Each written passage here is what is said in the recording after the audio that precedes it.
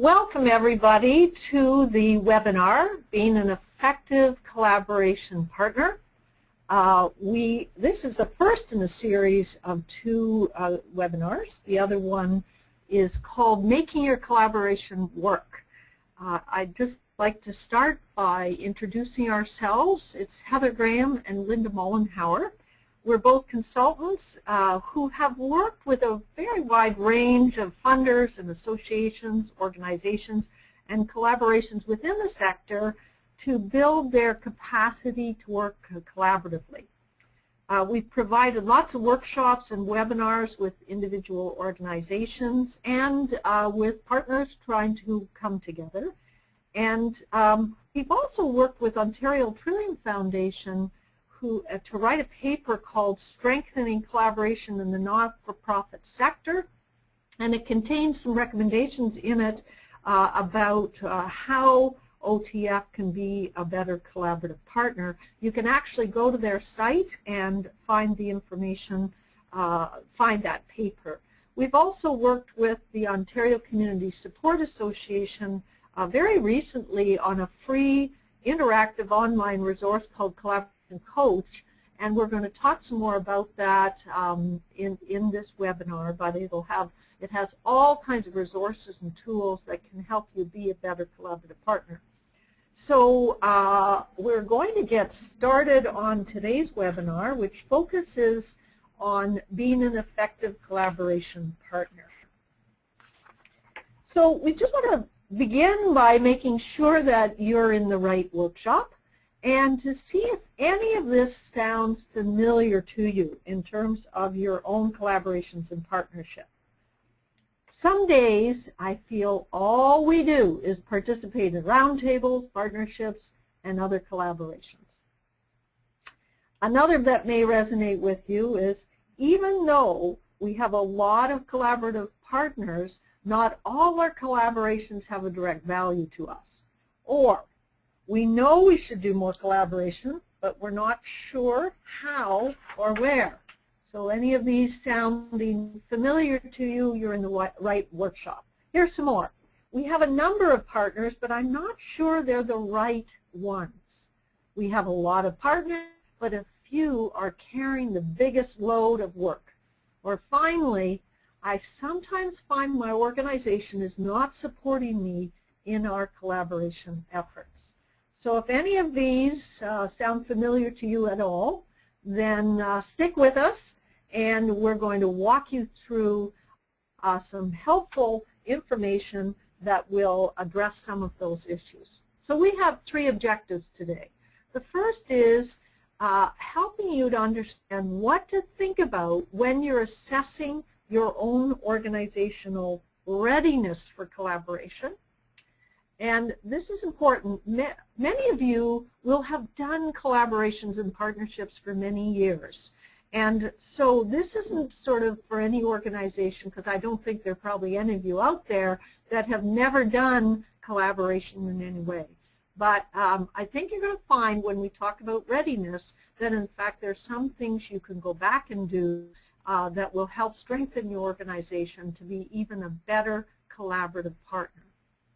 The second is we're going to talk about how you can evaluate the value of your collaborations. How can you evaluate them, whether you're about to launch into a particular partnership or collaboration with someone, or to evaluate even if you're in the midst of a partnership or collaboration. And finally, we're going to talk about how to find and nurture the right partners. Again, you may have collaborations now with partners, so it'll give you a chance to kind of look at and think about, have we got the right partners, and how do we seek out other ones. So those are our three objectives today. Let's start, though, with a definition of what collaboration is, because there's a lot of different language thrown about on this, and we wanted to start with what we're meaning when we use the word collaboration. So we mean a well-defined relationship entered into by two or more different partners, and those partners can be individuals, they could be organizations, they can be with other networks, And those two or different partners come together from various sectors, groups, and or communities to achieve common goals. So we use a pretty broad definition of what we mean by collaboration, and it can actually be used interchangeably with networks, coalitions, partnerships, integration, strategic alliances. All those, frankly, can be used interchangeably by what we're talking about here today. However, I think what that describes is a very wide continuum from very loose or informal kind of collaborations where you come together with other people from your sector to talk about how can we share information, how can we look at improving the work that we do, to much more complex collaborations where you're looking for system change or you're looking for service integration. So they're all part and captured in what we mean by collaboration. However, what we don't mean by collaborations is mergers or amalgamations. And the reason we don't include that in collaboration is that that's actually when you come together to create one organization rather than when you're coming together to achieve common goals. So you may find that collaborations may end up eventually merging, but that's not what we're talking about here.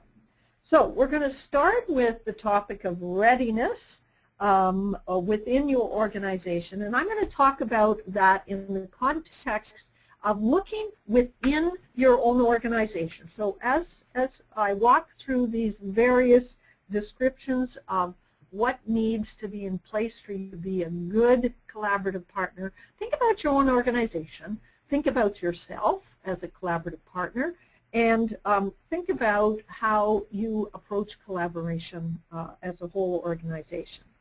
So one of the first key features of being a good collaborative partner is that your organization and the people sitting, whoever it is that is sitting at the table, you have to be prepared to give up some control and power. This is one of the hardest things for an organization to do.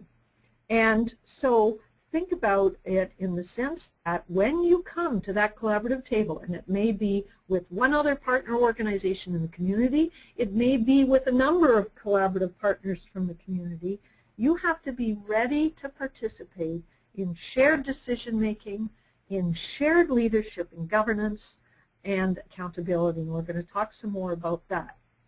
So what's really important is thinking about what your expectations are as an organization and being prepared to come and negotiate with collaboration partners to deal with that.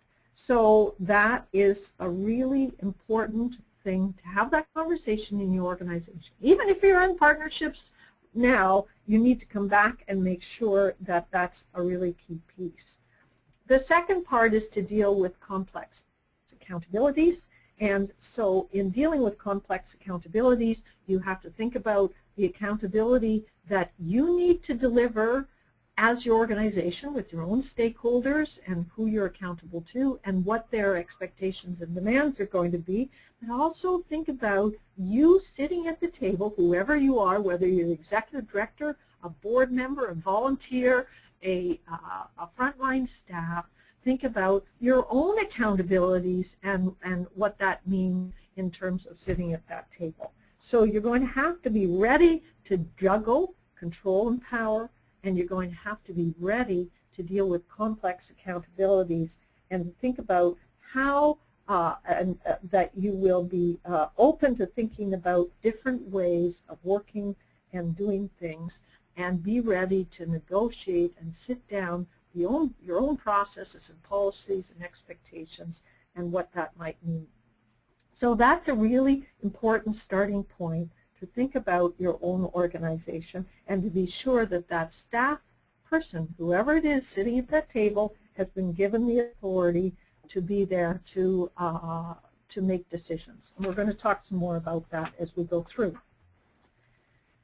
Another distinguishing feature, think about your own organization, to be a good collaborative partner, is are you comfortable with conflict? Because in collaborations, particularly if they're more complex collaborations, conflict is inevitable, but also conflict is healthy. Frankly, when we go into collaborations and we do an assessment to see how healthy that collaboration is, we actually look to see that there's, because if there isn't conflict, sometimes, not always of course, sometimes that is a indicator that people aren't engaged. If they're engaged, then there will be some conflict. So the really important thing is to think about your own organization and whether or not it can feel comfortable with conflict. Think about your own organization and how good it is with conflict, even how you deal with conflict internally, because that will set you up in terms of perhaps how you're going to approach sitting at the table with collaborative partners. The other is, do you have a culture that supports collaboration? So my guess would be that most organizations would have a set of values that really align themselves with working collaboratively. They may be the importance of transparency. Certainly, most of you, I would think, have a value, an organizational value related to respect and understanding and respecting diversity. So that's really important. However, what we find that's interesting is sometimes those organizational values you have internally actually haven't been operationalized within the organization, so they don't actually translate into the culture of the organization. So a really important feature is to think about, what is our culture look like, not just our written values that might be up on the bulletin board, but how do we live those values as an organization, and what kind of culture do we have, and will that culture support us working collaboratively outside in the community? My guess is that most of you will be nodding your head to say that, yes, we have the right kind of culture. Another really key feature of being a good collaborative partner, and something to think about within your own organization, is, are we able to be transparent about our expectations and challenges? Now, this may sound very self-evident, of course we are, but it's amazing when organizations step out of their own organization and they need to sit at the collaborative table, and they need to negotiate expectations and outcomes, and they need to be clear about what their challenges are. Sometimes it feels like you're airing dirty laundry, and in fact it's back to the culture piece. So that notion, are we going to be able, when we send people out to collaborative tables, to negotiate those shared outcomes and talk and be equal with other partners, are we really prepared to be transparent about what those expectations are? If you internally have hidden agendas, or rather you have agendas that you don't feel comfortable making clear at the collaborative table, you're going to have issues of trust down the road, and it's going to have a big impact on the health of your organization. And so that is a really important part. Even think about your own processes internally, and whether those processes are transparent and so on. So that's an important kind of feature.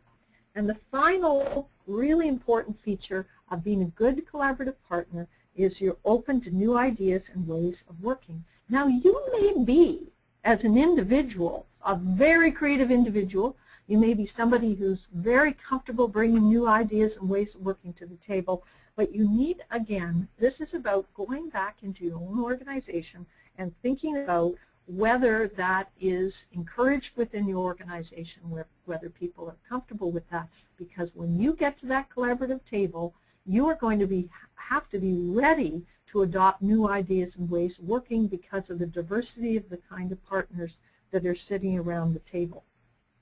I think it'd be fair to say that when we get brought into collaborations, and we're maybe brought into a collaboration to say, you know, we're not making as much progress as we hoped we'd make, or we have some real trust issues, or we're not communicating, we're not getting as far along as we'd like to be, almost Well, many, many times what we find is it goes back to those organizations, or not all organizations at the table, really thought about their own readiness to be there. And I think it would be fair to say that if you're not working collaboratively in your own organization, if you have silos, work in silos, if there isn't transparency, if there isn't a culture that really promotes creativity and innovation, then that's going to create problems at the collaborative table and put you, frankly, whoever you are sitting at that table, in a bit of an awkward position. So terribly important to think about all of these really key ingredients. And you'll find in Collaboration Coach a tool that allows you to go in and do a more formal assessment of your own organization to see if these are in place. Okay, well, let's move now to thinking about another part of readiness to collaborate, and that is, how's your organization actually have the conversation, a deep conversation to say, do we see value in collaboration? And Heather's going to talk later about how you value your collaborations and determine whether you're in the right ones or not. But what I'm talking about here is, as an organization, do you really believe, and is it part of your strategy to think about collaboration as a way to advance strategic priorities? Do you see there to be a clear need and benefits of collaboration as a whole within the organization? And do you see, can you identify some of the tangible and intangible strengths and assets? And this is something that we're going to talk some more about later in this webinar. But I think some organizations have been, feel a sense we've been mandated to collaborate or integrate our services. And that, in the research that we've done, does not work very effectively. And so there really needs to be adopted a sense within your own organization that, yes, this is a really critical part of moving us forward, and we see the benefit and value. Okay, the other part of getting ready as an organization for collaboration is to think about what's been our experience, what's been our past experience, what's our present experience, and use that to inform your future collaborations. And again, just because you're in collaborations and partnerships, it's not too late to go back and learn from them. In fact, it's terribly important to do that. So you can identify what's been learned, and some of the things that you might look at is look at all your collaborations and partnerships, put them down on a piece of paper with a description, and think about where have we focused our efforts. And that can be interesting, because you may learn that all your collaborations focus on a particular program area or a particular set of organizations within the community. So you can uncover that and bring it, put some spotlight on that. You can talk about what have we really gained by these collaborations. You can talk about and look at and ask people through interviews or any different kind of format, what have been the consistent challenges we've faced in our collaborations? What would we do differently? What is the right mix to accomplish our priorities and goals? And that's, if you can uncover where you've been focused, you'll also be able to answer the question, isn't that interesting? We focused all our collaborations on one of our strategic priorities as an organization, but we're missing all these other opportunities. And that'll inform where you need to focus going forward. And I think it'll really prepare you to be ready to be a better collaborative partner. The other is, do we have a deep organizational commitment to collaboration? We talked about, do we see the value in collaboration, but here we're talking about now sort of making that more intentional, making that more formal. So the board and management have declared their interest in collaboration, and I think that you can, we found to be quite successful, is creating board policy that actually makes it very clear the board and management commitment. And that policy might deal with things like, do we have, what is our inventory of collaborative relationships and activities? What mechanism do we use to review them? What documentation, degree of documentation is required? What requires board input and decision-making approvals and authority versus what can be delegated? Have we appropriately supported both time, people, and funds? So these are some of the, if you were to do a board policy, and in Collaboration Coach, you will actually find a sample in board and management policy around collaboration that includes some of these pieces. So the other part is to really think about, have we considered the implications of time and resources? And Heather's going to talk some more about that. And finally, our staff, are we prepared to really put the resources to support staff in collaboration? Because inevitably, collaboration is takes more resources and time than other kind of activities. So next, one of the polling questions you may ask within your organization is look at some of these features, and based on what you've just heard, how prepared is your organization to be a good collaborative partner? So think about those elements that we just talked about. Would you say you're very well prepared, you're well prepared, not very well prepared, not at all well prepared? And I would say, unless you're able to check off very well, there's some work to be done, and you may go into Collaboration Coach and use some of the tools there to help you ready yourself to be a really good collaborative partner. The last piece before we start talking about assessing the value of your collaborations is you'll find in Collaboration Coach that there's a reflection tool that allows you as an individual. We've been talking about the organization, but of course at the end of the day it's an individual that sits at the collaborative table, allows you to reflect on your own comfort and competency as a collaborative partner. And it looks at things like, do I see a link between my own organizational priorities and the collaboration work? Because if it's an add-on to all the other things that you do, then it's going to make it tougher for you to be committed. Are there other personal benefits that I gain in terms of learning, skills that I wouldn't otherwise develop? Do I feel that I have the relevant skills, experience, and qualities to help advance the collaboration? And if not, what kind of training or mentoring might help me to do that? And do I have any particular baggage? I mean, we all have baggage we bring to any processes and decision making, but to explore your own particular baggage that you might bring to a collaborative table. So there are other elements to the reflection tool, but I would encourage you to go to that tool and sort of think about yourself as an individual, and that's all part of the readiness. So now I'd like to hand it over to Heather for some more ideas and thoughts. Thanks, Linda. So Linda's just talked to us about the importance of thinking about whether your organization is ready to collaborate. And I'm going to switch gears now and talk about the importance of also assessing the value of a collaboration. You know, because of increasing pressure in the sector to collaborate, organizations often find themselves committing to collaboration on the fly, kind of responsibly, without taking the time to make thoughtful and informed decisions. Collaboration, we know, requires considerable time and resources, and so we're really emphasizing that the need to take time to assess the value of a collaboration, both at the beginning, but also throughout as the collaboration and your contribution to it evolve. So we're going to propose some criteria, assessment criteria that you can consider. These aren't all deal breakers, so you need to think about what criteria makes the most sense for your own organization, and it's going to vary depending on the type and complexity of the collaboration that you're considering.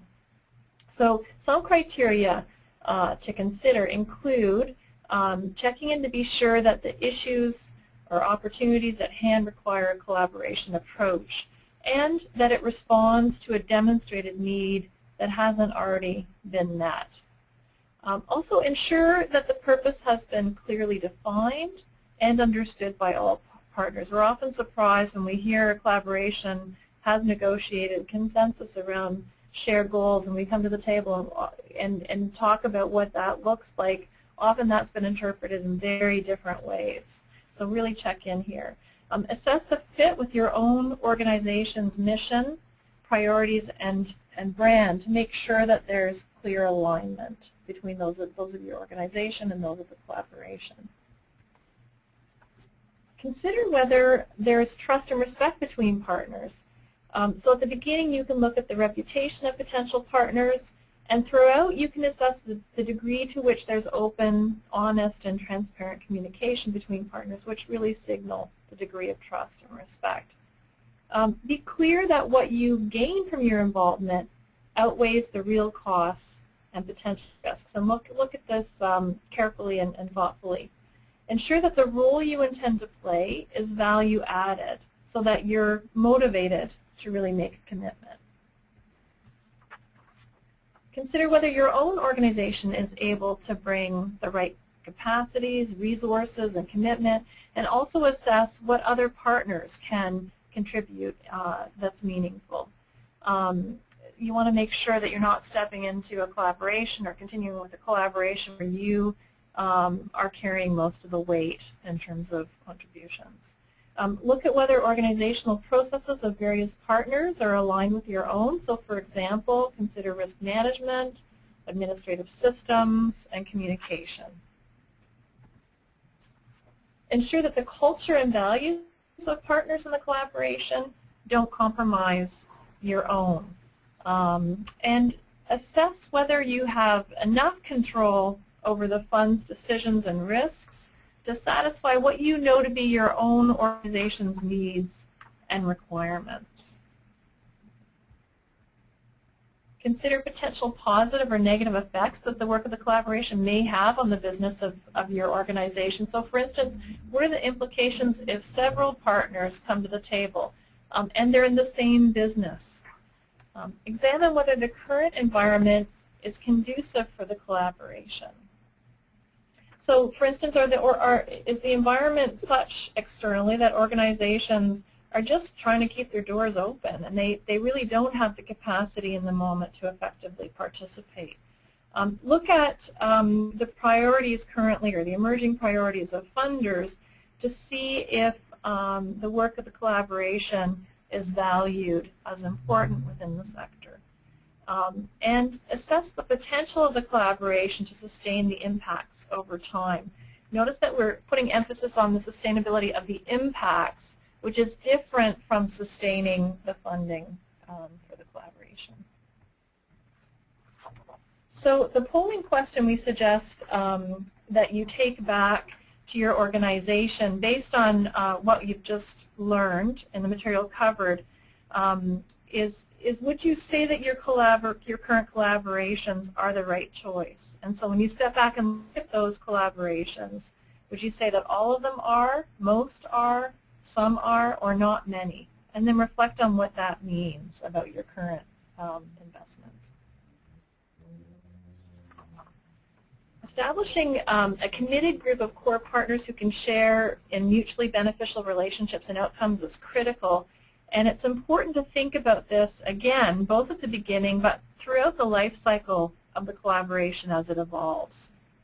I can recall being called in to support a partner engagement process for a collaboration that had chosen to connect with potential partners without thinking about the need to align intended outcomes and key capacities. And they found themselves with a group of committed partners individually that brought very similar competencies. So when they got around the table, they viewed one another as competitors instead of collaborators.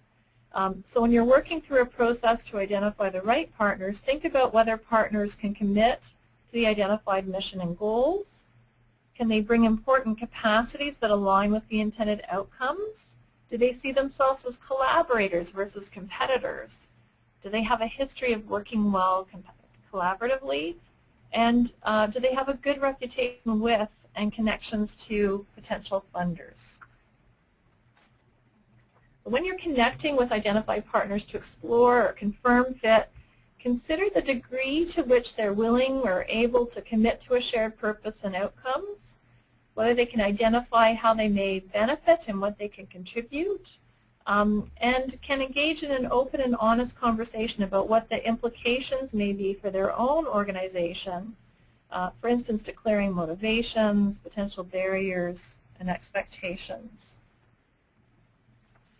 Common pitfalls often encountered when negotiating the right partners include considering a limited pool of potential candidates or casting the net so widely that you find yourself spending way too long at the engagement stage. And so you're never really stepping into the work. Constantly recruiting new partners and thus possibly destabilizing the development of a core and committed group of partners that have trust and some commitment to working together. Forgetting to align outcomes with capacities, missing the opportunity to bring in new capacities that you may be missing. And embracing partners that aren't a good fit. For instance, their values or personalities clash with other partners around the table.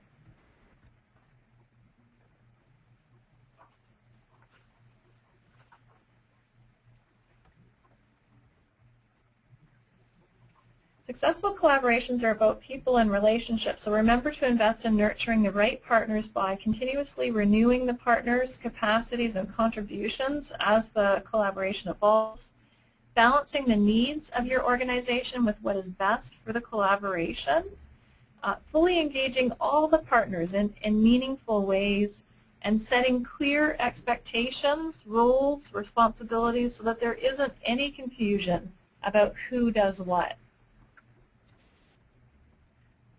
Celebrating and sharing success, as an example, one collaboration I worked with reflected that the first sign of success as a collaboration was that they shared credit for an initiative that had captured wide interest. And when the media called the lead agency requesting an opportunity to profile their work, they were quick to say that this was the work of a collaborative effort, and as a result, several partners were interviewed for the story. Also consider providing space to discuss barriers that partners face that may get in the way of their capacity to fulfill their commitment to the collaboration. So for instance, shifting organizational priorities, staffing changes, budget cuts, etc. Establish processes that ensure the partners can hold each other accountable for fulfilling their contributions and achieving identified outcomes, including regular check-ins and evaluations. And finally, foster an environment that builds trust and ensures equity by engaging all the partners in open, honest, and transparent communication. We want to introduce you to a free online resource called Collaboration Coach that we developed in collaboration with the Ontario Community Support Association and through a grant from the Ontario Trillium Foundation. And here you'll find answers to common questions, practical tools, and some insightful stories for both new or mature collaborations. The resource has now been launched, and here is the URL to it. In this section called Investing in Collaboration, you'll find tools related to topics we've covered today, including a personal reflection tool to look at individual capacity to be an effective collaboration partners, and tools to assess organizational readiness to collaborate and the value of a collaboration, both potential or existing. In the Building Effective Relationships section, you'll find a tool that helps you to identify and select the right partner. So we encourage you to go make use of those practical tools and resources. So thanks for joining us today. We invite you to feel free to contact us directly if you're interested in some individual coaching or customized workshops or webinars, either for your own organization or at the collaboration table. Thank you to OCASI and the OrgWise Standards Project for sponsoring this webinar. At the next webinar, we'll be talking about how to make your collaboration work. So questions we'll be examining include: how does governance look different in collaboration? How do we build trust and effectively manage conflict? And what are key components of a collaboration agreement? So thank you again for joining us today, and best of luck in your collaborative journeys.